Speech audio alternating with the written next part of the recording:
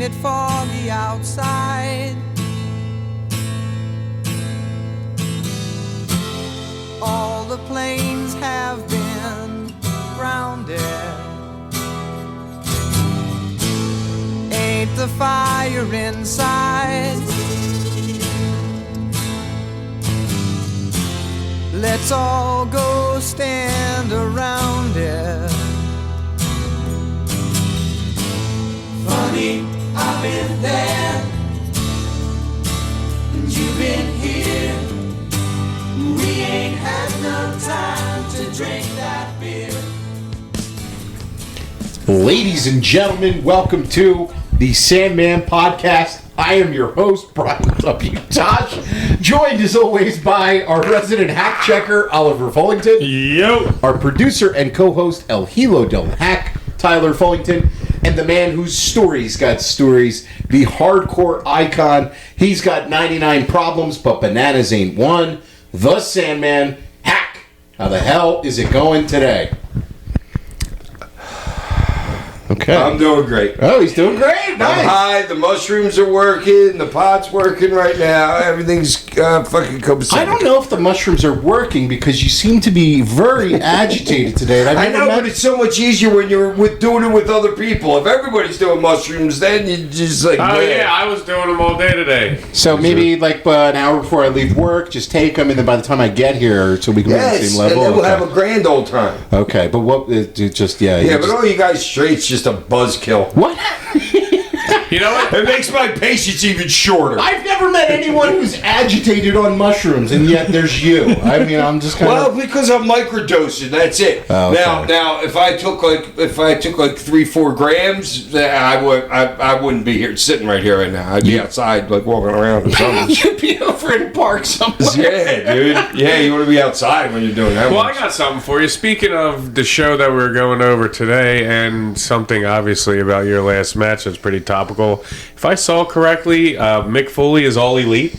It does seem like Mick Foley. That's good, Ty. He's starting to do some stuff with AEW. Now, what it's going to be, I don't know. Yeah, like what kind of role? The description said he's going to be on like the pre-show of Double or Nothing with Renee. Yes, so. And that, I think, is the first thing of what he's going to be doing in AEW, whatever it is that he does. As an on-screen character, like an authority figure or a promo or a manager, Mick could still definitely contribute like on a high level. Commissioner. Yeah, whatever. Like that, as soon as you said that, fucking, because I'm thinking, what can he possibly do? Like, what's the best use of him? Is it backstage, like an agent, like helping the young boys out? You know what I mean? Is that the best? Well, just him being in the building. Period. You know. He's a wealth of knowledge of the wrestling business, and also somebody who has been at the highest levels of the wrestling business, but also somebody who just knows how to put things together. I mean, look at the performance in your match and what he did. If he decides to have one more... like Mox would love to have Cactus as his agent. Well, yeah. You know what I'm saying? I don't see Cactus as like an agent. I don't either, but what I'm just saying. Like that's wisdom. symbiotic. I could see Mox like going to Cactus and been like, dude, I've been thinking about this fucking spot since I came here all day. Like, what do you think? Cactus, you know what I mean? Or something like. Well, it's funny, when Mox first signed with WWE way back in the day, I want to say like 2011, 2012, something like that, he shot an angle with Mick Foley to do a program with him, and Mick wasn't physically able at that time to do the program, and it kind of got Moxley. He was probably bummed. Yes, and this was going to be a big thing for Mox, but also for Foley to do to work with Mox, where Mox like confronted him. It was all shot like guerrilla style, like there was no like WWE cameras. It was a fan cell phone recorded video of it, and basically Mox confronted him by saying like, and back then that's different, right? And it's like, you pushed the boundaries of pro wrestling, you pushed hardcore, and you made people the standard where people had to go push themselves as workers. It was a great angle, but they never got to do it. And then you heard over the last year or so that there was rumors of Foley wanting to do a program with MJF too. Yeah, I saw that video and, the other day. Look, Mick looked like he was in great shape Mania weekend. Dude, awesome. He did. He moved. He did? Yeah, he moved fantastic. Compared to how he's looked in the past couple years. Compared to that, but I mean, come on. Yeah, because he was like having trouble walking. Like, dude, he dropped the DDT. Yes, he Yeah, dropped I the didn't think there was any fucking chance in hell that was happening. Right. Yeah. Oh, you didn't? I thought for sure that he was Well, gonna I do didn't that. know what his. But if you had seen I him don't like the know what, previous years, he had trouble fucking even like walking. Oh, I and know. stuff Yeah, like that. Yeah, slow so- as fuck walking. I didn't know what. And heavy. I didn't Yeah. know what condition his hip was in, but like walking to the ring, he looked good. Yes, he did, and he moved good with the punches and stuff. Yeah, and everything. Tripping over the match that we tried to fix before the fucking show. I know, we we did everything to fix it. literally. And But- it still fucked the whole thing up. I think as far as like a role in wrestling, I think like There's something there for him, and just him being in that building, kind of. The It wrestling, can't hurt. the wrestling business is better off having Mick in it. yes, and I think AEW is better off having Mick Foley in it. 100%. Whatever role he can contribute to, He'd be awesome. a great like commission, like they have the SmackDown Raw commissioners. He'd be a great like commissioner like that, like the Hawaiian shirt with the tie. But he fits more into AEW than he does if this was WWE bringing him back, I'd kind of be like, eh. Right. You know what I'm saying? It'd be But too he- watered down. Like yeah, like you he know, fits way more with this I style. agree. He does, and it kind of, just because they're there right now, it brings me back to when he was a commissioner in WWE, WWF, with like Edge and Christian and him doing backstage segments and stuff. Right. There's a lot of fun to do with Mick Foley, but also a lot of serious to do with Mick Foley. So I think the opportunity, it's interesting, and I'm excited to see what's next. He's not some like Joe Blow commissioner like a Aldis or whatever. Like this is Cactus. This is Mick Foley. Right. This, like if you're like even the big time guys should have to listen to Cactus like on camera. Right. You know what I'm saying? Like Yes. He's not just some dude that you push around that's in a suit or whatever. Like this is fucking Cactus. Yeah, he carries some weight behind the words that he Yeah. says. Carries and stuff. more Right. weight than anybody in the goddamn building. Yeah, Yeah. pretty Except much. the owner. Yeah, pretty much. Literally. Yeah. I mean, AEW's never had an on-screen authority figure during their time as a company. No, but So- they. Well, if the they wanted thing to is, start if you're one- going to use him like that, yeah, it's like, to me, you'd set it up like, all right, he's there, let him forget about it, and then set up a feud where the feud gets so bad where you need to bring a commissioner in. Or something like Right. that, you know what I mean? And then the feud even gets worse, and then, oh darn, for a pay-per-view, Cactus is going to be the referee doing. Yeah, well, like Something like that, like Tony you know? comes out and is like, "All right, you guys won't listen to me. Maybe like That's you'll fucking good, too. listen, you That's know, like good. Yeah, fucking, setup, I like like that. you. I've done everything I can to keep you two away from each other, and obviously we can't get through to you. Some shit like that. I you can know see what him I'm saying? reffing like a Texas death match. Yeah, Or something yeah, like that. yeah, exactly. So right. So I bring somebody in who can and fucking Yeah, somewhere he doesn't got to go get down and count 1, 2. No, and I just quit say, that. I Right, quit. Yeah, and I Way quit less that. work for a ref. yes, Yeah, what do you say? take notes, Uncle Tony. yeah. We just booked the next Pulling the 6 hair months for He's you. got Sacco there with What do you say? You got to pull the Sacco out at some point during that match. No. Take notes, Uncle Tony. We just gave you the next 6 months, and for the show this week, we watched Beyond the Mat, a documentary that came out in 1999 by Barry Blaustein, and I'd never seen this before. This was good. I you've liked never it. seen it before. Yeah, I liked okay. it. And had you seen it before, Ty? I did, but like Forever right when ago. it came out, Yeah. pretty much, basically. And, So how about you, Hack? Had you? I didn't think I was even going to be in it. I don't know what I expected. I know I'd seen it before, but I didn't. I don't know. I didn't. but that's like telling him he's worked somebody Right, before. exactly. You know, Yeah, but just like your overall general thoughts on this, what did you guys all think of the documentary? And then we'll get to dissect it a little bit. I want to start with you first, Hack. As far as like an expose of the wrestling business, do you think it was For a- 1999. for that day, it's big. Do you think it was fair and accurate though, like a genuine portrayal? Well, yeah, you got to.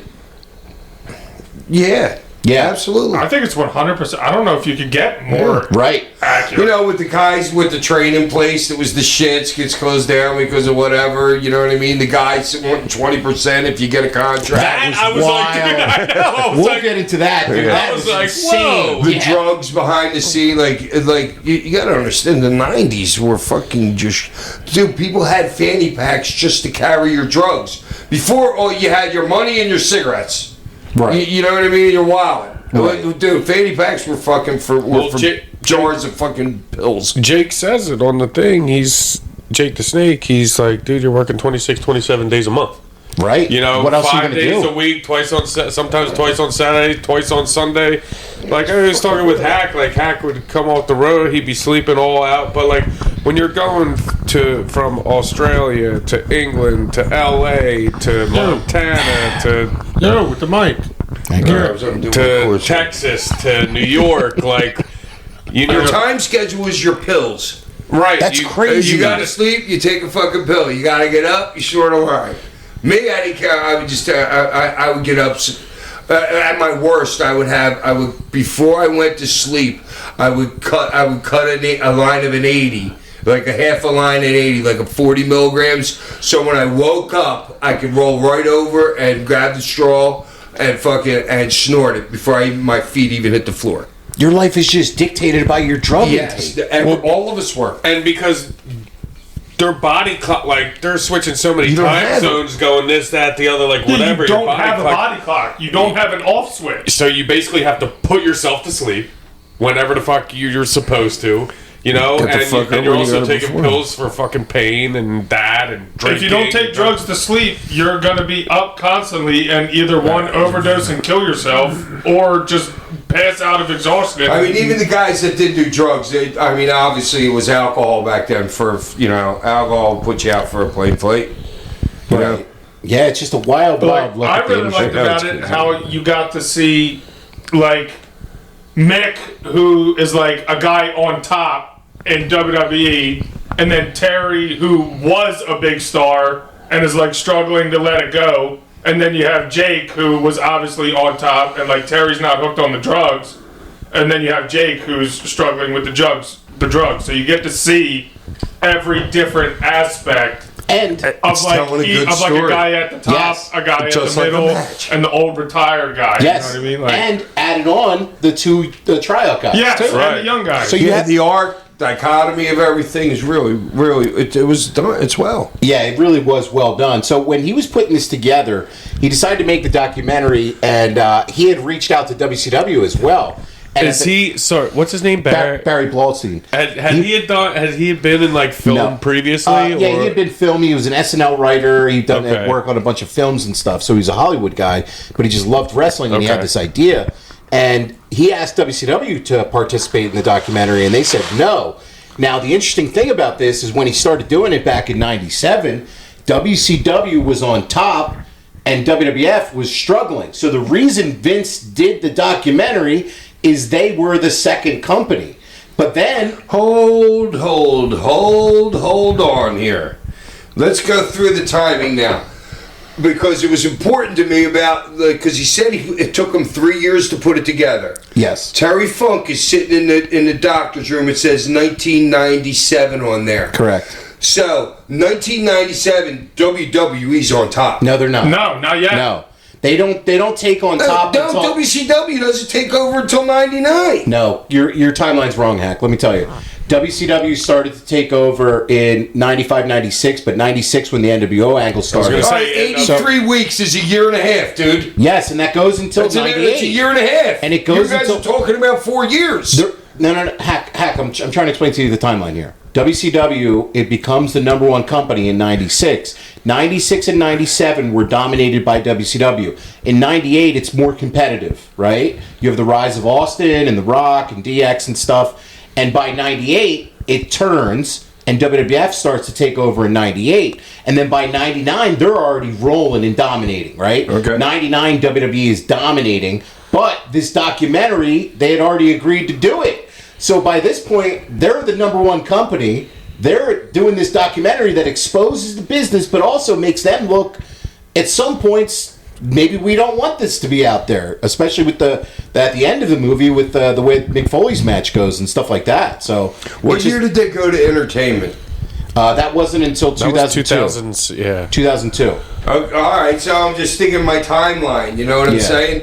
So that if Vince probably knew that he was going to go, that he was going to work there at some point because he wanted to get rid of the sports tax. Well, they had already done that back in, I want to say, 97. They came out as this is a work, And they did that back in, I think it was New Jersey, the state, where they said, this is a work, we're getting rid of that tax. Okay, so that fits in perfectly with Vince and wanting to do the back thing, because that's showing everybody that this is a work. He's proving sport. That, right. But I'm just trying to find the timeline there with everything. But he gets to be the number one, and he's dominating, and then this shit comes out, and he's like, fuck. Like, maybe I don't want everybody to fucking see everything that's in here and the truth but about they were so everything. super hot at that point. I think it was more about the drugs and stuff. Yes, So Barry Blaustein was. Well, that's part of the story. It you have is, to understand. I thought he spent a little bit too much time on it, but that's the it's a match, dude. Watching that hour and 48 minutes is like watching a match, dude. There's a beginning, a middle, and an end, and he's got to tell that end. You know what I'm saying? Like to the pain of like bringing the daughter in. You know what I mean? And you see she's there, but she's still not buying his shit. Like the look on her face when like he's crying and shit like that. She's like, seen this before. That's pumpkin. But oh, I didn't even think about that. Hack. Wow. But Hack, WWE didn't. Wow. WWE is going public at this point, and now when you have Jake the Snake smoking crack and stuff, to be associated with this documentary, Vince put a ban on them talking about it. He didn't want it advertised on his show, and he said wrestlers. What do you mean? Well, didn't want what advertised? This documentary, because he gave the guy the okay for all the access. So did he? So if he's number one, he has enough stroke to say you're not running these commercials on in my 2 hours or 3 hours. Yes, but one of the things that Mick did. Vince put a ban on talent talking about the documentary, but Mick still went on Larry King with Barry Blaustein to promote it. Even though, because Mick had kind of a stroke. Well, Mick's untouchable. Yeah, Mick had some stroke. So the other thing is... well, I think that was the whole reason why the backstage access was there, was because Cactus was making the calls. Correct. Yeah, but he also met a lot with Vince. So when the documentary was completed, Barry Blaustein met with Linda and Vince to show them the film. And he said they sat in silence till it was over. And Linda was apparently very upset due to the documentary's portrayal of the company and a lack of the emphasis on fun in professional wrestling. As soon as the guy says they sat in silence the whole time, I can't believe a word that he's saying afterwards. It's 2 hours. You're not sitting there in silence for 2 hours. Well, you're just not. And they're not on their phones then. This is his experience. I know, but they're not fucking sitting there for 2 hours. So the movie itself starts off with Barry going up to Titan Towers there in Connecticut. Hacky, were you ever at Titan Towers in Connecticut? I don't think so. You don't think so? You never got the invite there to the offices. I've driven by. I think I remember that. Okay. So he meets with Vince, Linda, and Shane. And Vince, there's just a clip of him saying, "We make movies," and he takes a big swig of water, and it's just like, this is so Vince McMahon. That's what we do. Yeah, we make movies. The best was his son delivering him a little fucking styrofoam cup of coffee like he was his fucking butler. Yep. I was thinking, and Steph looking like she's 12 years old in some of the clips. Yeah. You also see the creation of Dude Love and some of the vignettes with Vince Russo, and just Vince breaking this down. Vince being like, Vince is smart. You aren't dancing, you're strutting. It's just like that's why Vince McMahon was who Vince McMahon was. And because the strut was like the greatest strut ever. Oh yeah, Cactus was like, "Yeah, I'm not dancing. That's my strut." Vince just looked at him like, "How did I know?" Yeah. The look on his face was hilarious. But Vince is also his attention to detail about every single thing is what made him. And he mentions how there's a cable in the shot behind him and stuff, and it's like that's why Vince McMahon was who Vince McMahon was. We then have the little clip of Jim Johnson, who made like the WWE theme songs back in the day, and he's breaking down the song that he's making for Vader, and I'm like, this company used to be so on the point, man.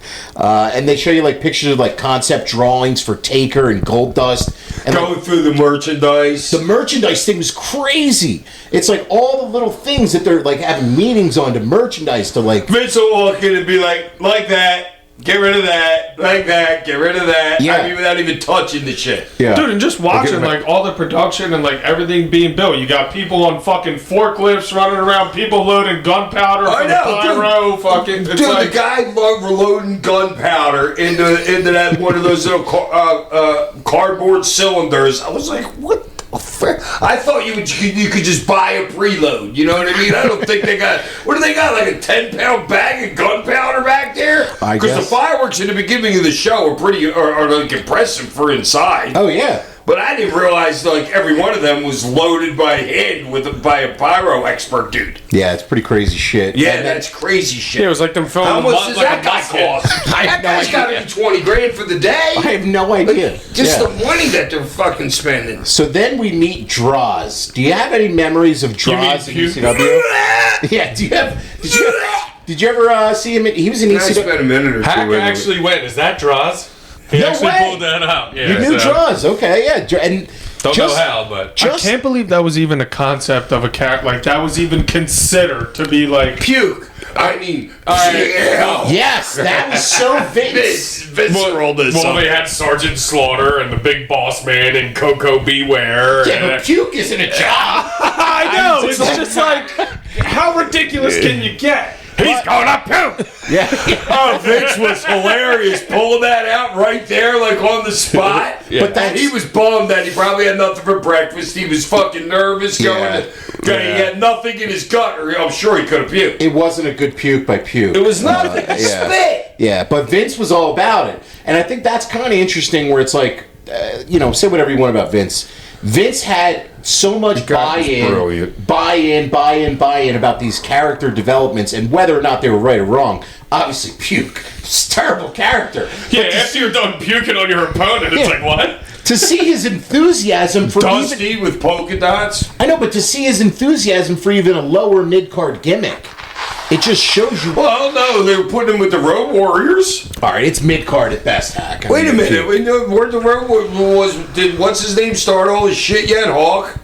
This was in '98 when he was So there. they were pretty over like gods all Yeah. over the world, weren't they? They I were- don't know if they were working the road. they If he was were- working with them. they- I thought Yes, he he was was. the third Road Warrior. Yes, he was, and they okay. they were already at a point where they weren't as over. They as were a they little used to They be. were on Over the the hill, downside yeah, of their yeah. fucking of being gods. Because, Yes. dude, they were gods. Then we go from this after the he's going to puke. We go to APW, All Pro Wrestling in California, and Roland Alexander was the owner, and they show a student Tony Jones. And he's talking about the struggle of payoffs and sometimes not getting paid as an indie worker. And the guy's like, yeah, I'm the best payoff guy there is. Yeah. And the other guy's like, I ain't been paid by him. I like, see, that's good shit Yeah, by yeah. the guy. You know, that's good stuff. And he said, as the promoter, you have to be a prick in this business. And it's still, that's one of the only fucking things I wrote down. The promote talk. Promoter talk still hasn't changed. right. It just hasn't. I mean, Brett. I don't know this personally, but it doesn't seem like Tony Khan's a prick. No, but it might be. We have no idea. I don't know, Yeah, I don't There's know. a thing, you Okay, have to listen have to me. You have to have a. There's a I'm difference not saying he between doesn't have having a backbone. backbone and Yeah. fucking being a prick. Well, and there's also a difference between having all the money in the world and not having to care about the money end.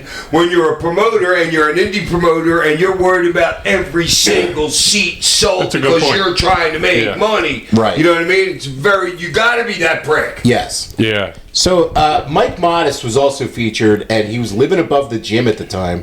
And Bam Bam Bigelow style. And, like I told you. Yeah, Didn't I because say that? he was the favorite student. but he also said Japan would be the place to go for me, and that's what his career did. He ended up going to work a bunch of Pro Wrestling Noah in his career. He never really made it on like any kind of like mainstream level, but he was a hell of a hand and a great worker at the time. And had no height. There was a lot of bit tall back then. There was way more big guys than there is Yeah, like now. the guy was talking about him. He was like, he's got a great body, but he's not tall. Like he's not tall enough. Right. So Barry gets Modest and Tony a tryout for WWF. And after speaking to JR, and then Cornette meets with them, and Cornette gives them the rundown about like not working fast and trying to take it slow. And then Because the crowd's not going to know you, and you're going to try and get in. It's what he said was like so perfect. Yeah, like don't It's go so overboard trying to perfect. get over just because It's they a don't know regular you. match, Yeah. boys. Yeah. They'll get with you. Yeah, and they did, and this Oh, is at the end, they popped for the finish. Yes, they 'cause did. I strictly listened for it. and Cornette and JR. You could tell they dug the match. I mean, seriously. What? Yeah, those guys are great. Yeah, I mean, those guys know. I mean, just the brilliance between just those two. but they dug the match. They enjoyed it. You could tell. And Vince was kind of like, fill me in on the rest of it. Give me the tape. Oh, like, yeah. please. Vince is like, I'm getting out of here. Yeah, please, dude. That's exactly what I thought. There's a famous scene where afterwards JR tells him that they're going to look into the tape, and he tells the one guy, Tony, to work on your arms a little bit, more mass on the upper arms. And a lot of people interpreted that. Get some juice. That it's exactly what people interpreted it as a sign to go get on the gas. And Well, and he said, wear something that's more fucking flattering to you. I know, like than a his wrestler- black singlet. Than the loose fucking. Yeah, he like, could have been a military guy with, like, I don't know, with that shit singlet he had. That was a great point, too. Yeah, like, dude, you're just wearing some fucking. And he's probably thinking I'm going there as, like, a shooter, you know what I mean? I'm not Flash, I'm wrestler. Right. You know what I mean? And they're like, nah, dude, you look like shit. Like, we then cut to Terry Funk footage, and I thought Terry. I thought Barry's voiceover Love here you, was Terry. awesome, where he said a lot of guys acted crazy, but Terry made you think it was true. And I'm like, damn, if that ain't the truest thing about Terry Funk ever. I love it's just him like his wife waking him up in bed, like he's just like, yeah. I know, he's got fucking Morton Wood like rolling over, like, God damn it, lady. He's creaking No, out but bad. I've seen him a couple times when his like total guard is down. But when you're in the building, it's a different Terry Funk than a Terry Funk when I'm taking trash out with him like that weekend in San Antonio, smoking a joint. We'll get to that, but I loved him going to the doctors in '97, and he's talking about getting a new knee, and the doctor, He's like, I'm good, ain't I? and he's like, dude, how are you Your walking?" good knee has severe arthritis, and you basically shouldn't be able to walk on it. He's He's like, so I'm good. he's like, can I go ahead and live comfortably? And he's like, you should be able to get around comfortably now. I don't know That's how what you're the pills are for, Doc. And that's when he's doing moonsaults, and I'm like, are you fucking kidding me? It's just nuts, man. And To think that he worked on One Night Stand in 06. 07! I know. 07! And like, what the fuck, man? going through like flaming shit, Yeah. fucking like through the Oh, barbed God. wire. Oh, I love you, Terry. Rest in peace, Terry Funk, man. Then we go to ECW for Barely Legal in '97, and they cut to his wife, and his wife's like, I've wanted him to stop since 1990. And it's just like, Gotta pay the bills, got a big ranch. yeah, well, We talked can't do about it, woman. me and him. we get some ECW footage here of the arena, the fans lining up, and a great shot of them going down the bridge there, right before Broad Street. We go by the Navy Yard there. And there's a shot then of Heyman's parents' house and him producing the ECW tapes. And he says, ECW... Small ass house, wasn't it? Yeah. It was like Kelly's grandma house. Remember on that road? Dude, that thing was tiny, that house. He said ECW was ran like a commune, and there were promos done Boy. downstairs while his mom irons. Did you ever go to the house there, Hack? No, but the commune part was also as like it was a half-ass shoot religious thing. Like he's David Koresh and we're following. I mean, it's kind of how it was, right? Yeah. So that commune thing is a little bit, all right, yeah, we're at the mom's house, but it was really like a la Paul Heyman. Well, and then he says... I mean, I was all in. Well, they cut to Heyman. He said, the best part of my job is watching people who never knew they could believe it. Like, it's watching your children make it. Now, I'm like, I'm thinking exactly of you.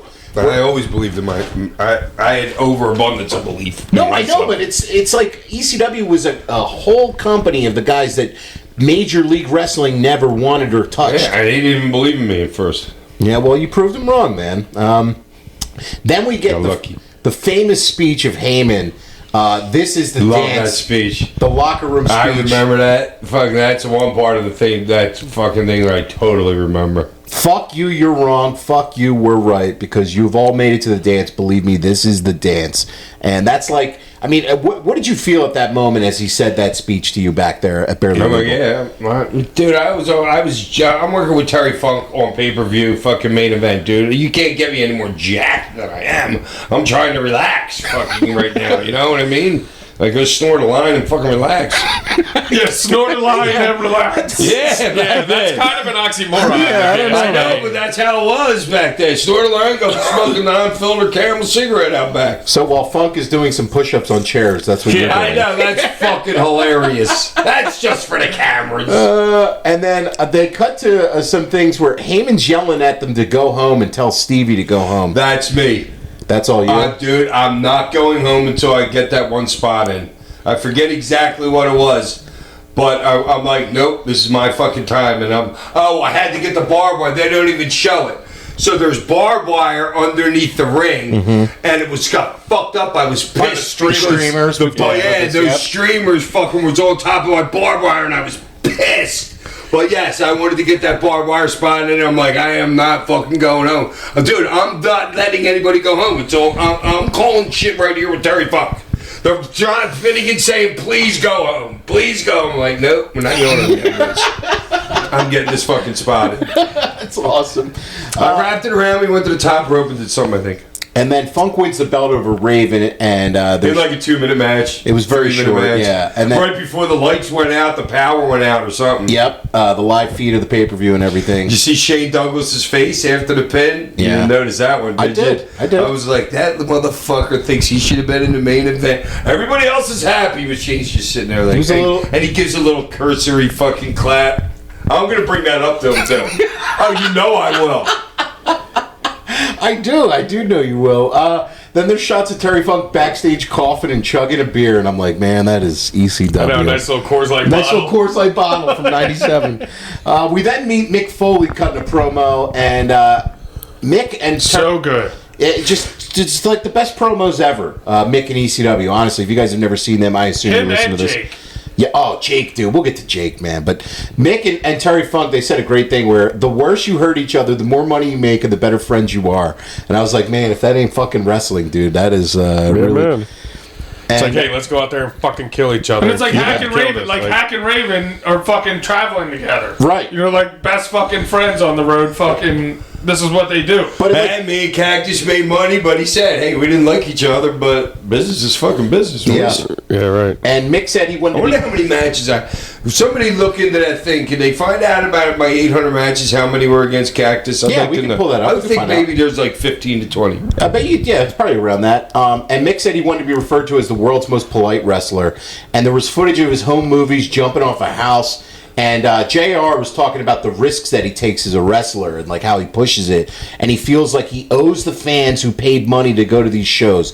Is that the same way you felt as a wrestler? Yeah, absolutely. I see you nodding in approval. Yeah, where it's I have to be, I don't want to ever miss a show because people dude, and most of them at the indie shows, I'm the most popular guy there.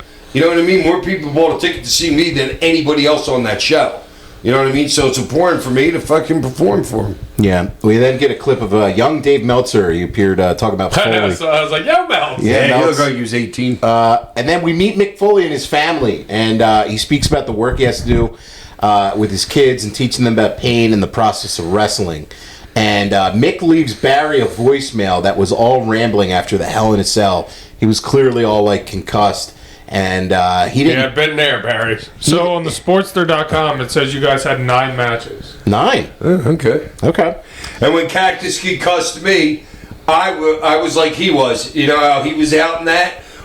His mom told me the doctor came in. He asked you, what town are you in? I didn't know. What something else was. He asked me 3 questions. I didn't know anything. He says, go back to sleep. That was it. I didn't know one answer to anything. Did you ever remember the match afterwards, or Nope. no? It's all gone. Nope. Wow. And I don't watch the recent. Too recent. I hadn't watched them for years and years. Yeah. And Mick's wife was really upset because he would check in after the matches, but he didn't call after the Hell in a Cell. And he spoke about like the traumatic experience of his family having to watch that on TV. Yeah, so let's put him in the front row for the next one. Right. I'm like, the what? fuck is going on? Yeah. Then we get introduced, and Barry's able to track down Jake the Snake Roberts, and they're talking about his demons, and they mentioned how he needed crack for a show. That was in his demands. And JR still put him over as like a brilliant mind, but mentioned his demons. Jake just has this. His story though, the stuff about his God. dad was known as fucking Grizzly Smith and all But dude, that. some of that shit that he raping said, his like, kids. oh my god. What he say? His dad was his mom's mom, and Yeah, it's raping horrible her, stuff. I mean, I don't even want to get into it. and raping the girl, his sister. It's all awful, and you guys. I mean, it's fucking crazy. But Jake as Dude, what about him? What the fuck was the scene where Jake shoveling fucking leaves onto the deck and the dad's beating up a big rock with a hammer? What the hell was that? I love how that bothered you. It was so fake. It was ridiculous. They weren't accomplishing, like, he's in a fucking business suit beating a random rock with a hat with a sledgehammer. Yeah. Jake's taking leaves from down on the ground and throwing them up onto the deck where the camera is. Yeah, I don't know. Jake just has this like eerie And they voice. couldn't look at each other the whole time. But Jake's voice. I mean, is there a better promo in the history of pro wrestling than Jake Roberts? Dude, he could just pull you right in, like, Well, like that right dark, like raspy Yeah. type fucking. and like yeah. slow, like didn't have to talk loud, would just talk like this. Yeah, It could just pull you in. just this eerie voice. Like I don't even know how else to put it, man. It's just like it's amazing, honestly. And Jake said the person I hate the most in this life is the person I'm looking at in the mirror, and I'm like, oh my god, this is. Yeah, it's. Dude, that's probably me too. I don't hate it. I don't really hate a lot of people. I mean, a couple people. I know, but it's just that this is the darkness in this, and then Jake goes over the ring psychology, and I don't know if there's like, there's some people that have mastered ring psychology. I would say Jake Roberts is The definitely dude one. didn't take a bump for 10 years in the WWE, except when he delivered a DDT. It was the Right. only bump he ever took in a match. Well, he said ring psychology.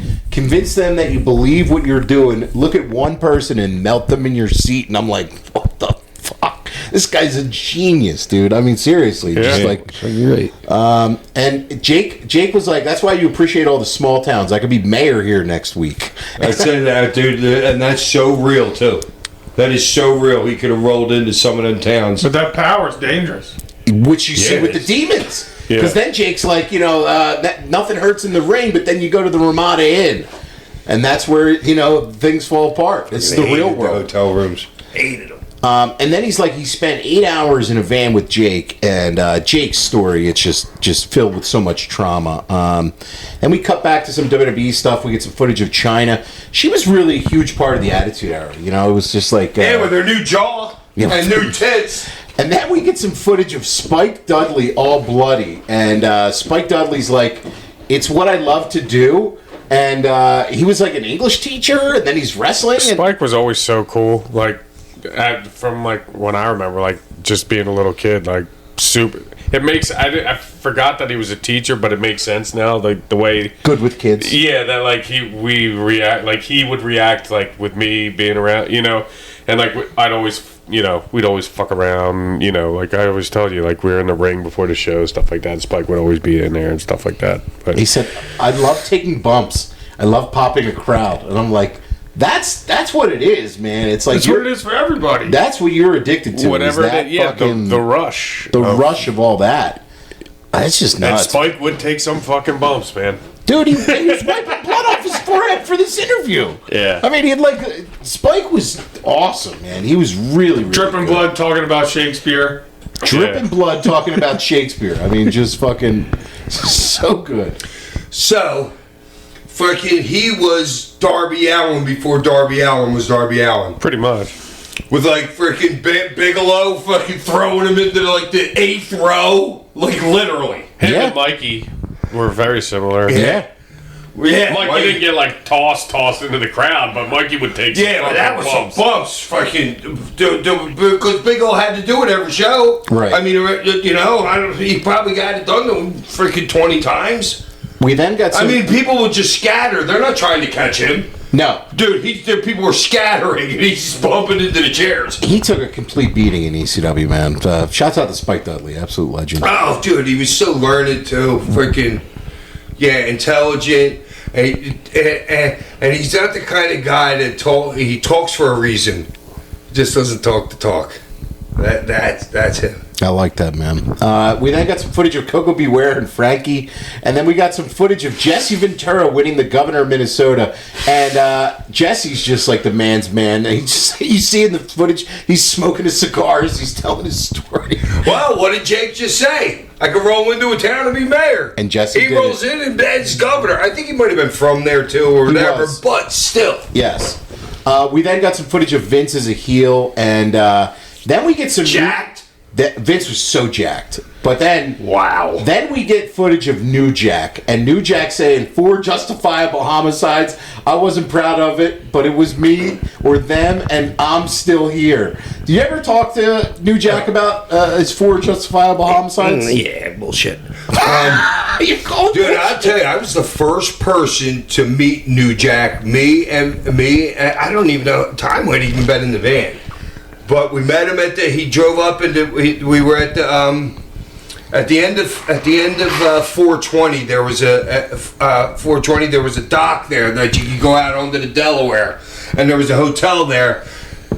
And Paulie sent me to meet him or something like that. He was a totally different person 2 years later than the guy that I met. Really? Oh my God! Why the dude? He didn't drink. The New Jack that I first met didn't drink. Wow. And then Good job, Hack. And then he's in the locker room. So Paul Heyman Yeah, said he was not, dude. He was not a partier when he got here. Huh. He wasn't.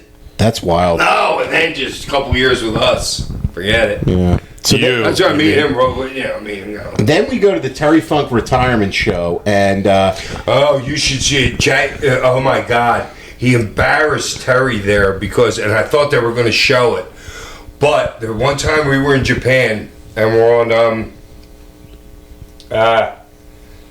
doing an ECW thing, and we're on the bullet train. You know, the thing that goes like 200 miles an hour or something like that, and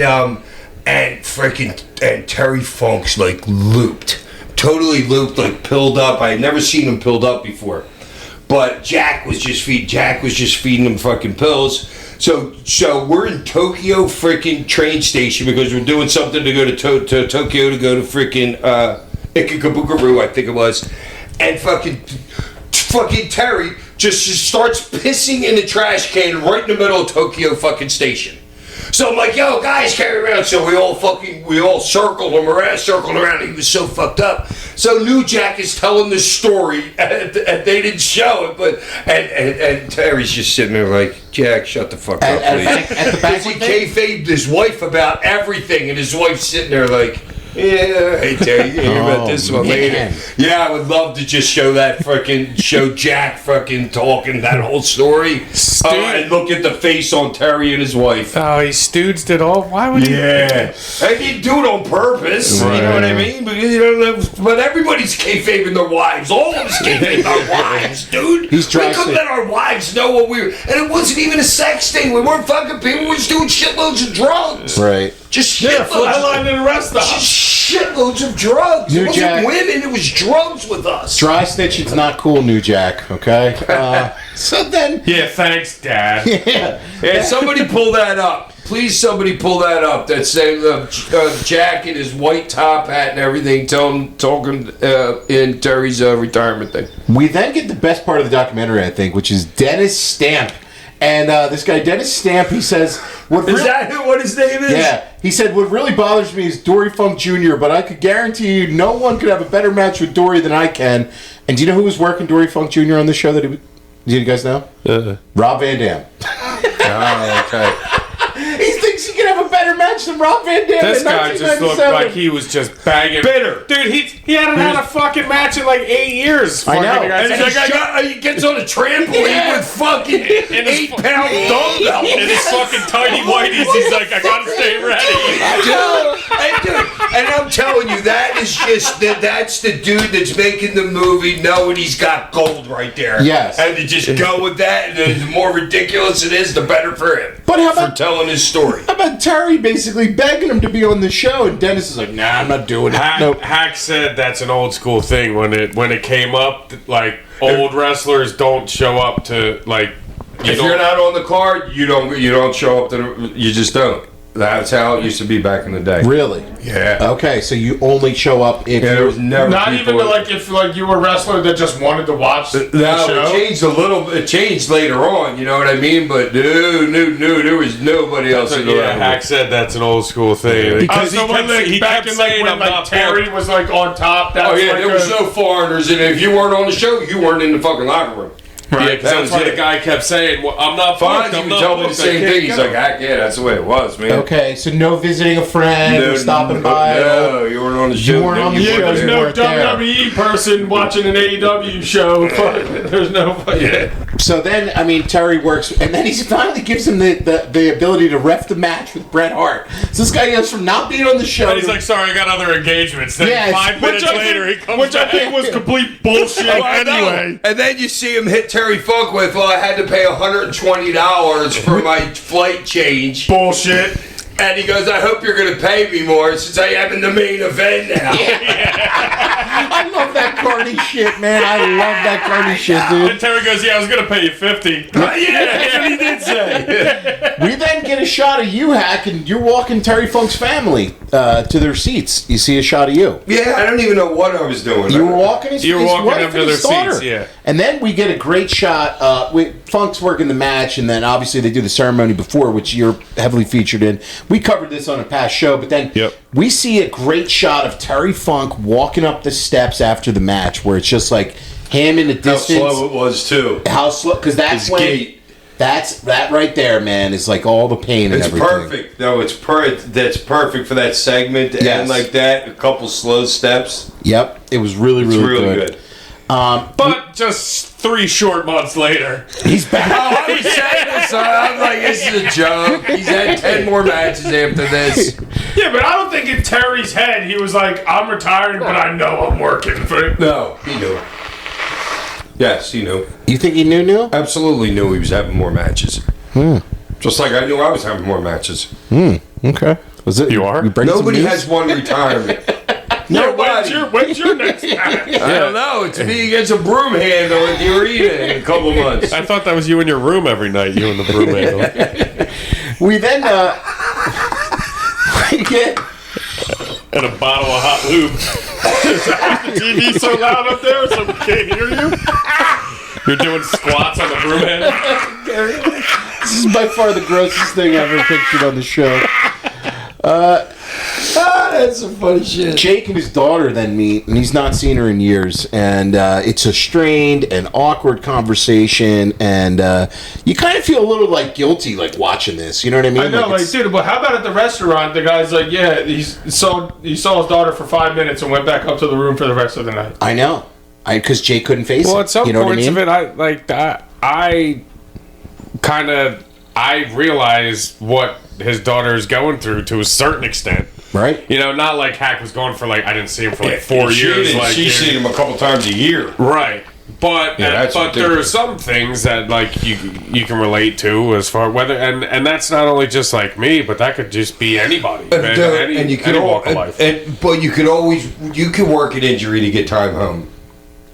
You can, but that much. He when may not you're on wanted to top, go you're on home. top, right?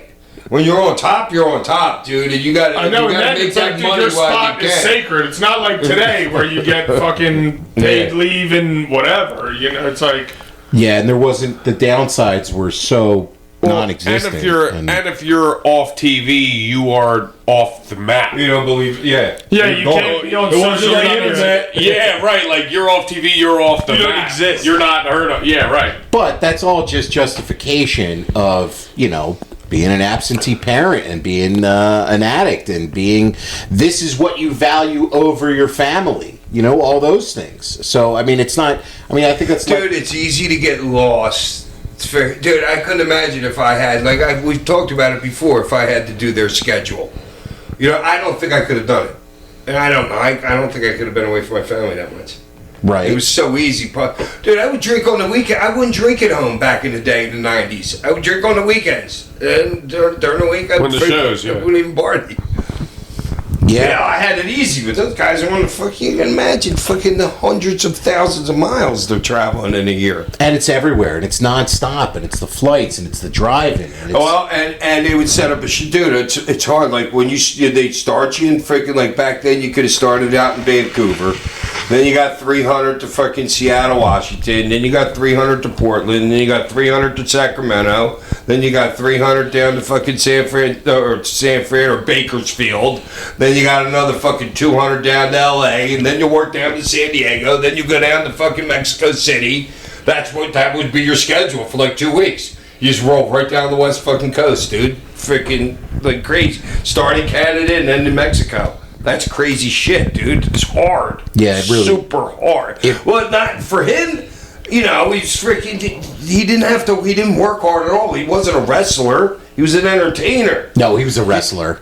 Jake was a wrestler, dude. But when he started. Jake was a wrestler, dude. Yeah, okay. He would know more than me. I would in this case. Jake was not just an entertainer. He wasn't just doing the snake shit, man. He was working. All right. Working a snake, maybe. Yeah, how many bumps would you take a match? More than the one that you say. Jake would never bump, dude. We're getting the tape out. Yeah. Josh, Yep. We'll pull Okay. the tape. Next week on the show, Jake the Snake greatest Like hits. him against. The match. Let's do the match when he puts the snake on Macho Man's arm. Bet you don't even take a bump in that match. That was a segment. It wasn't a All match. right, well, I bet you don't take a bump. I don't think he does in that segment. See? I'm right. Okay. Yeah, next week on the show, Jake the Snake's greatest hits. Greatest bumps. There's one. Oh God, I gotta pull some Jake the Snake out on your ass here. Hey, you'll get 17 matches and 3 bumps. He took way more bumps than that. We then go for the finish of this film here with The Rock and Mankind's I Quit match at Royal Rumble '99. And that's an awesome match, if I remember correctly. It is an awesome match. It's just a brutal match. And the footage here is so unique, like the perspective on the real life drama and the chaos before the show as they're putting it together. But also Mick's like hanging out with his family, and it's like bringing his family and putting his family to sit front row for that match when you knew what you were going to do. But I think that was all for the cameras and the fans. I think it was, but I don't think he realized how bad they would take it. Yeah. His wife's They working. took it bad when it was on TV. His wife's You're working. gonna stick him in the front row? I think his wife's working. I do too. Well, I mean, then Because they stuck him in the front row, and when he did his entrance, he went there and kissed the daughter and said hi to the man. So everybody right there in that section knows that that's Mick's family, and they put him right there or whatever. So obviously she's not going to sit there while fucking Cactus is getting fucking chaired to the dome and be like, ha, he's going to be all right in the back, you know? Like, she's got to work. She's got to put it's the work genuine on. feeling, I think, that she's feeling. I see. I think it's 100% work. Well, I mean, look, they're I think just, the kids were working Well, too. she's Oh, a pretty yeah. damn good actor if she can cry Yeah. like that on command and not fucking Mom did care it. about it. well, Yeah, and puke on demand. how about all the unprotected chair shots I he did took it. there? Dude, I done that. Not that many. There had to be like 40 of them there. Dude, That that was gas insane. on his head. Oh I've my done at least God. 10 of them with I don't even balls. think they showed half of them either. No, they didn't. There was Yeah. like, I think, 13 You or can so. hear them. They're showing her, and you can hear the shots going Yeah. on in the background. Yeah. And then she's quizzing him afterwards on his memory, and he's getting treated after the match. I feel like that hit home for me, like mom asking you, like, Hack, where are we? This, yeah. Those kids were crying. I didn't cry a little blood, pussies. But then Noel and Dewey. Then Barry shows the footage to Mick and his wife after watching the footage, and then Foley admitted that he felt guilty for putting his family through it. And Also sounds like Hack. I'm a fucking asshole, every Hack. Hey, sometimes you're an asshole. and then, I mean, like, overall, what are your thoughts on the documentary? Great. I thought it's great, too. Yeah, it gets 10 shots. 10 shots for a documentary. I thought Yeah, even till still to this day when I look back at it. I was gonna say, sorry, Tosh, No. but for that coming out in '99 Right. and being recorded then, like that still held its weight. That's like today. Jerry Springer fucking like expose shit. You know what I'm saying? That was fucking big shit back And it's then. different than, people like- didn't know. That was they opening the curtain like wide open, dude. And it's a little bit different than what's the WWE shit called on Unreal. Netflix now, the Yeah, Unreal or that's- whatever. that's not- Because that's so fucking like, booked or what. Right. This was actually like real, like in-depth shit. Like this guy's footage, he's not directing them to like do whatever. He's just capturing all the shit. Yeah, and I think there's a big difference in documentaries or behind-the-scenes stuff that you see where if the people who it's about have control over the topic, then those things are never going to be the truest things that they can be. So a thing like WWE Unreal, where they are able to edit and decide what is made. Right, and what's put out and what's not. It's never going to be what if you just let a filmmaker film and decide to tell whatever story they wanted to tell from it. So it's not like it's live to tape live. You know what I mean? The editing's everything. The editing, you can do whatever the fuck you want. Well, think about your Dark Side of the Ring, for example, right? If your Dark Side, if you, I know you're not the kind of person who would be like, no, don't put this, don't put that. But if you had your say in a Dark Side of the Ring, it would be your version instead of letting a director or somebody tell the story that they wanted to tell. So the fact that this documentary got made and put out as what this director, Barry Blaustein, wanted to make, that's what it was. It wasn't Vince McMahon telling him, no, don't put that in there, don't put this in there, this might put us in this light or portray us this way. So, that was like when we went to the Van Vliet interview and he's like, is there anything off kit? And me and Hack were both like, nope, you ask whatever you want. Yeah. Like, what? Yeah. Right. There's nothing off limits. Right. And, I mean, yeah, just a really interesting look at pro wrestling. I would say if you got any, like, friends in your life or, like, a girlfriend or a significant other or whatever where they're not really a wrestling fan. Don't make them watch the whole 2 hours. Use the fast forward. Hack's just super impatient. This guy. Don't listen to it. I don't expect any fucking girlfriend that's freaking 25 years old right now to watch that movie for an hour and 48 minutes. They would. I think it's intriguing. Honestly, if they were watching it with their boyfriends licking her twat while they would. Hell yes. That's a party. You don't know. You don't know. No, but I think if they kept going like, if she would always talk to her boyfriend and be like, why do you watch this? Like, it's fake, this, that, and the other. I feel like that is a very decent representation of, you could be like, yeah, sure, it's choreographed, it's predetermined, it's whatever, but this is not. And Spike, like, why do you do it? Because I love it. Yeah, right. I feel like they could sit there and understand that more than like the WWE Unreal shit, if that makes it like. And honestly, it didn't even feel as long as like an hour 45. Oh my god, it felt like 6 weeks. Oh god, Jesus I was Christ. dying over there. Yeah, you're pathetic. Next week on the show, AEW Double or Nothing live from Queens. We got Darby Allin. Will MJF. MJF be bald? No. Will Is that this Darby weekend? still be alive? Oh, yeah, it's this weekend. It's Sunday night. So Sunday night? Mick Foley appearing. I like MJ. Oh, dude, Dude, stop. that's interesting. They're having it on Memorial Day weekend. They always do. It's always for is this it? one. Yeah, Okay. yeah. Yo, Edge and Christian cut a unbelievable promo last night. I saw it. Wow. Yeah. What, bro, that hit you too? Yeah. Wow, I was like, God damn, that's a good fucking promo. And I'm kind of like, not the biggest like Edge promo guy, but that one was like, we've been doing this since we were friends on the playground, and like that whole story they told. I'll have to It was check it great. They gripped you. They drew you right in there. out. I'm Yeah. assuming they're working FTR. Yeah, I quit match, tag match. If they lose, they can't tag again. Has there ever been a tag team I quit match? I can't think of one. So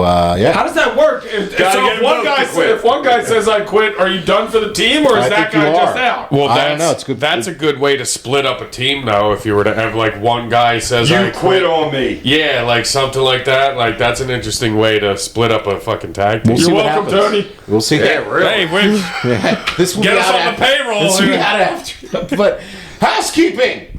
PWE 250 live from the Bach Building Saturday, June 20th. Celebrate 250 years of America with some pro wrestling in the city of brotherly love. America. Griffin McCoy. We got to do something with Kendra that day since I canceled. Did you tell us? Okay. With the PWE heavyweight. Griffin McCoy defends the PWE heavyweight title. Post game's going to be live in action along with Cheeseburger, Julesy, Sean Hey, Smith, cheeseburger. and Can I Death do a Cole. spot with cheeseburger? I mean, You can eat one. Yeah, you could eat. No, There's going to be many more names on the card. to come. cheeseburgers all the time. Check out our social media for more on this show. We're pretty excited about this one. Poopies? Make sure to subscribe and check out our YouTube. We finally got another reactions up there after what feels like a Hell year yeah. of delays, as you pointed out. Well, he was Hack. doing it. Hack was doing his Rocky training for the That's Invisible right. Man. That's so right. We're back. I know the gunk left early because he had to go cop some weed for his mom. That's a shoot. That's a Wow. Talking about dry All right, you're pulling a new Jack. Wow. Well, I heard he's usually doing stuff early, so I like to rip the gunk when he leaves early too from work. I'm regretting giving him that brand new computer right now. And I think leaving early to go buy weed might be the worst excuse to ever leave work early ever. But we're still gonna wait. To yeah, that's on the Mount Rushmore that is on the Mount Rushmore. Of bad decisions. Of work excuses. But I also like to bury him here on the show to see if he listens back, because then he'll text me during the week. Oh, he doesn't listen to the show, I think he told me. No, he does. He does? Yeah, he hears when we bury him, so he does actually listen. He's very vain. Or he probably hears from his posse, the Gunk's posse. He Let had to him get know. some reports. And he likes live resin, so if you ever want to give him a present, get him live resin. He said, well, actually, I mean, I want to get a gunk training report, but he's never here for that, so we're gonna have to. Oh yeah, so Gunk is in training. He sent us. He sent him doing a couple of what was it, a suplex or something like that. you had some critique about his hips, though. Well, it's the people won't get it. And he told me because we're gonna do a spot. We're all gonna go down there. We're gonna do a podcast tag or match? something at the wrestling place with Gunk and Oliver, and Down at we'll Catch do Point. something good down there. down at Catch Point, yeah. Yeah, me teaching Gunk. Okay. Listener questions, as always, send in to sandmanpod@gmail.com. Please leave a name and a town. That's all that This Hack should be good. ever asks for. Ian from the Canary Islands writes in, to the now retired, have you actually ever done a day's work in your life, Hack? This week's question. I've recently been working my way through some old ECW Weekly TVs. My first question is, what memories do you have of Maddie in the House? Oh, Manny in the House was loud, dude. It was. I didn't get it because I wasn't like an MTV kind of type guy or whatever. You know what I mean? But I knew other people got it. Okay. And secondly, why do you think Gary Wolf never made it to WWF or WCW? He seemed made for a big run. Tag team. Tag team. And he's kind of small for being like a Height-wise, you're saying, not size-wise, because obviously the Pitbulls were, Yeah, we know, Tosh, your favorite. my boys. So, yeah. No, but he was like a big jack dude, but he wasn't tall. Right, he was still like that's tough. 5'10". Yeah, so like it's tough. Yeah. Bob from Broomall writes in, All right, Bobby. Sandy Day and the motherfucking time. Your match against the Invisible Man is legitimately my favorite match of the year so far. I've watched it 4 times, and it is art at the finest. Nice. My question this week is, who would you all put on your independent pro wrestling Mount Rushmore? Like guys who never got that big contract that deserved it. Mine would be Ruckus, Amazing Red. Ruckus agreed in a second. Yeah, Ruckus, Amazing Red, Reckless Youth, Tom Carter, and Trent Acid. I would also love Trent Acid was great. I would also love to give an honorable mention to B-Boy. All these guys cultivated the modern style of wrestling and get little to no credit. Thank you guys so much for the great content every week. Man, Indie Mount Rushmore. I think I gotta go Homicide. All right, that's the one I was thinking of. But Homicide was He in had a TNA. chance. He got TNA. All right, With this the is cage. what the problem would happen to him when trying to get out of that cage at the top of it, and he couldn't get the frick out. That they should have practiced that before they did it. I'm so good you remembered that. Yeah. Well, All Homicide right, is so awesome. I guess maybe he's not. Well, but I would put him in this class. Yes, he Totally. is still an indie legend. Works dude, he Low can key. work his ass Low off. Key is definitely on mine. I would say Low Key. I got to go Not one of my favorites. Necro Butcher. I love Necro. Super Dragon. Necro was the guy who was a crazy dude, right? Yeah, Super Dragon, who did Pro Wrestling Guerrilla. That was his company, and Ruckus, Amazing Red. I mean, there's so I'd many have to put guys. Red in there probably. Like Dude, Ruckus. Red and Ruckus are definitely on mine. yeah, Homicide, Low Key, Red. Dude, and- Red would be so I mean, are we awesome. talking like, because then I'm thinking like guys that gotta run. like a Chris Hero. He did sign to NXT, but he never really had like a run in WWE. I don't really know Chris Hero. No, I don't either. Oh, Chris Hero was a great worker, man. But if you just go to NXT, I would probably. And you're like majority indie, like I would consider you in this category. Yeah. Still probably. Yeah. That's a great question, though, Bob. Jason from the shores of Newfoundland, Canada, writes in. All right. Yo, you got any Viking in you? Yeah, fucking they went there. Okay. The Vikings. Let us know, Jason. He said, great episode, but you can't make me watch Backlash. The WWE product is And getting is he going to stale. tell me something about freaking Oak Island? Isn't this the guy I asked something about Oak Island all the time? Tell us about Oak Island, Jason. God damn you, or we're banning you. That's it. No more emails unless you hear about Oak Island. Yeah, tell me something. He said, I don't get Danhausen. It's like he's getting close to being funny, but just not there for me. A lesser doink. Dude, Yeah, I it's just- feel exactly the same way you do. But Somebody- dude, wrestling, The midgets some was shit's- the best thing. Some shit's not for everybody. Clearly, he's super over, so I love it is what it is. The one guy on Twitter, somebody put out like a quote from our last show that you said where you're like, I don't get it, but I get it, that I don't get it, and I get it. Yeah, It's like- that's kind of exactly how I feel about Danhausen. I know, that's literally what you said about yeah. Danhausen. I'm repeating what you said. It was just like such a great act. Well, for it. everybody's comedy is different. Like, I don't find Seinfeld or Curb Your Enthusiasm funny at all. What? But I realize that there's a shit ton of people that really love I don't it. get Curb Your Enthusiasm. I love That it. like It's love like my it and favorite think show it's ever. fucking hilarious. So like I respect it. It's just not my thing. You know, like there's everybody's different. I think that guy's a lot like me. Curb Your Enthusiasm. Larry David? Yeah. You're nothing like him. What? Yeah. He's way funnier. Yeah, he's actually funny. I'm not saying the funny wise. The curmudgeon part. Yeah. The curmudgeon part, yes. Right. I'm not Yes. saying the funny part. He said, on I didn't to... even know he was funny. On to I thought he wrote Seinfeld or something. He did. He said, on to golf, which hasn't been the same since they started testing for Yes! performance-enhancing hookers. I can't watch it.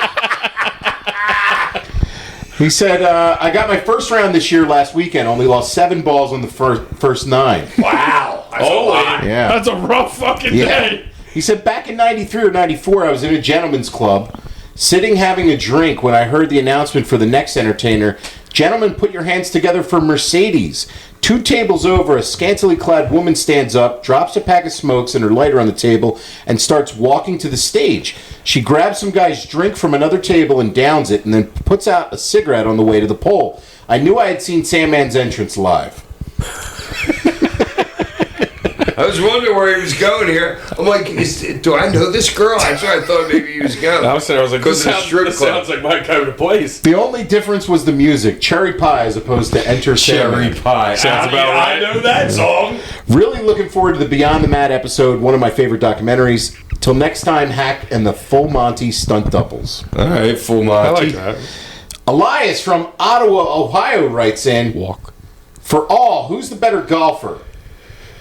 I'm terrible at golf. I'm fucking horrible. So I would say, Well, they're both better than me right now. okay, just all out of all of us. I'm fucking It's a horrible. talk. Me and Ollie could beat each other on any other day. We're pretty much we're similar right around there. My shoulders are shot. And yeah, Hack's a little bit too old.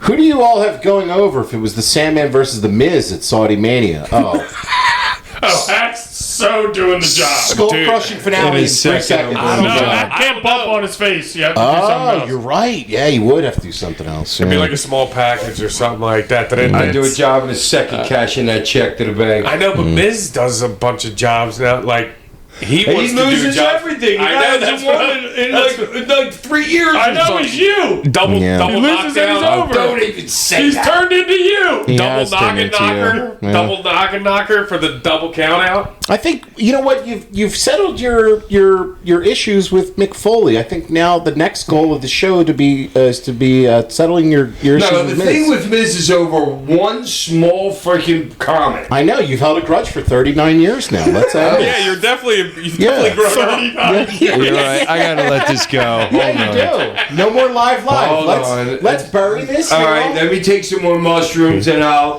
let them go probably around 1 a.m. tonight. I'll let it go. Okay. That might make it worse. Yeah, I don't know. These You'll be mushrooms- up there like fucking Miz. Yeah. live. Fucking- No, dude, it's just the cutthroatness is the only reason why I Yeah, I'm use sure that he's for the an only guy that's example. ever No, had I a know.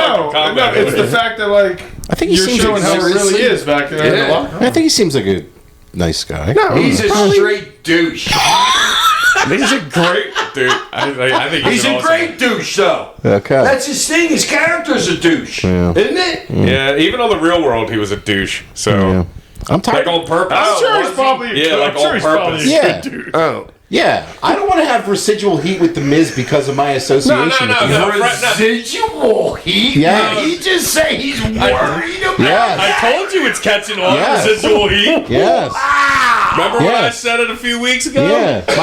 Is he significant enough to catch residual heat Yeah. from me? Well, now my, Miz, my, Tosh is fucking his commentator at PWE. yeah, my host of the Sandman podcast, Yeah, exactly. aka Joey Styles. yeah, my goings in this industry now. My I can't goings. I can't have heat with the Miz. You know what I mean? I'm one of these. Miz, I want- friend of the show. Friend Yeah, of the show. I want you to know, Miz, whatever battle you have with Hack over 39 years ago, He over has comment no idea. that you have no idea about, that's with you and him. I have no beef or heat with you whatsoever. So, he also said, have you ever Wow. hung out with Crime Time? If so, any stories? R.I.P. Shad Gaspard.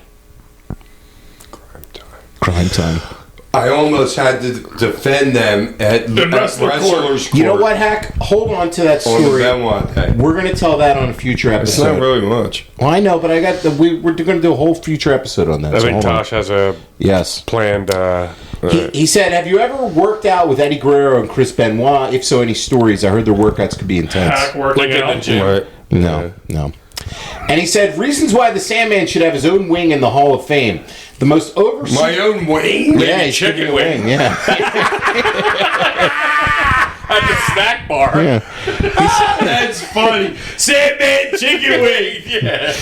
He said the most... They're always on their back. the most All flats. Yeah, all flats. Yeah. He said the most over superstar with the least amount of matches. World class. Here we go. This gets worse. World class father. Invented all ladder matches, not just A-frame ladder matches. Not just Invented Stone Cold Steve Austin. Able to get anyone over. You better Hand-built believe that. the ECW arena. Oh, shit! Down goes Ollie Ollie. just blown the spot. He fell out of chair.